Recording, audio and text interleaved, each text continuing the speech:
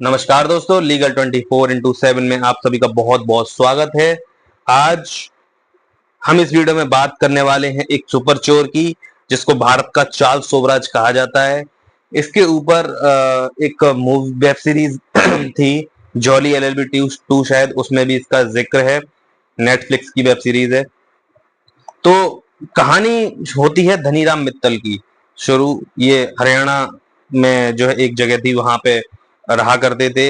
अब इन पर लगभग 150 से ज्यादा मुकदमे दर्ज थे।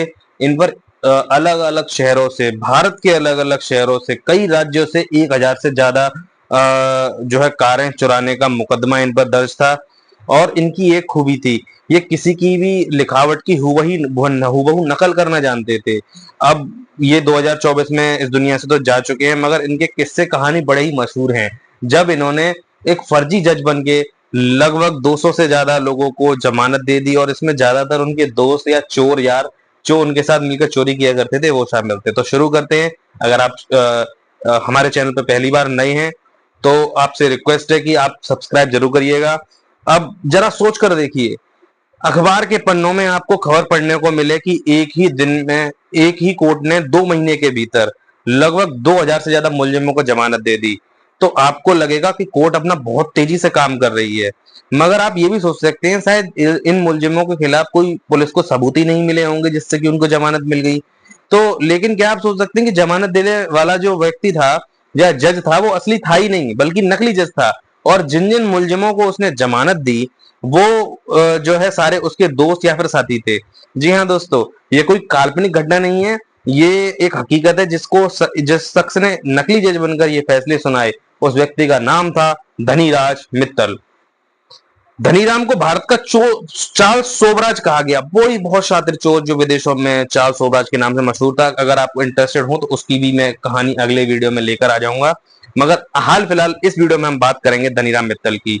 जालसाजी के उसके किस्सों की लिस्ट बहुत लंबी है, लेकिन सबसे ज्यादा हैरान कर देने मामला वही था जब वो नकली जज बनकर बैठ गया। और 1970 के दशक की बात है ये। हरियाणा के झज्जर के एडिशनल जज के खिलाफ किसी मामले में विभागीय जांच के आदेश हो गए। अब उनको क्या है, घर में डाल दिया गया। अब चार्ल्स सोबराज को ये बात जब पता चली तो उन्होंने उन एडिशनल जज की सारी डिटेल इकट्ठा कर ली और एड्रेस भी निकाल लिया उनका।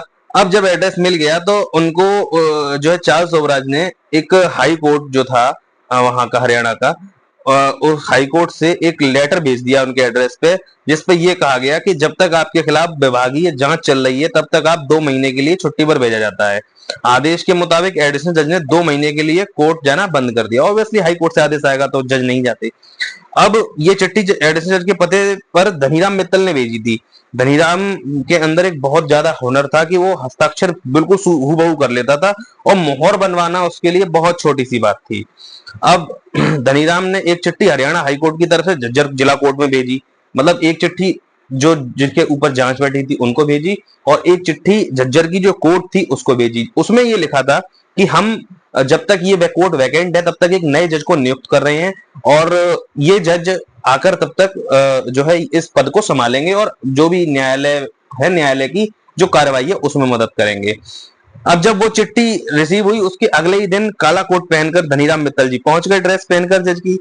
किसी को एहसास तक नहीं हुआ कि जो ये शख्स बैठा है वो एक चोर है, जो अलग अलग राज्यों में 1000 से ज्यादा गाड़ियां चोरी कर चुका है। इसके बाद कोर्ट ने हर दिन जमानत की अर्जियां लगने लगी लोगों की। धनीराम ने धड़ाधड़ फैसले सुनाए और जमानत मंजूर करता गया। अब चूंकि धनीराम बहुत शातिर चोर था, शातिर व्यक्ति था। अब जैसे ही नकली जज बनकर धनीराम ने 2 महीने तक 2000 से ज्यादा कैदियों को जमानत दी। अब जिन्हें जमानत दी वो यार दोस्त तो थे ही, 2 महीने तक किसी को भनक नहीं लगी। फैसला सुनाने वाला जज नकली है इस बात की। जब लगा उसकी पोल खुलने लगी है, धनीराम फरार हो गया। ये धनीराम का केवल एक किस्सा था, पुलिस की फाइलों में उसके किस्से भरे पड़े हैं। वो इतना शातिर था, कभी उसे सुपर चोर कहा गया तो कभी सुपर नटवर लाल के नाम से उसको बुलाया गया।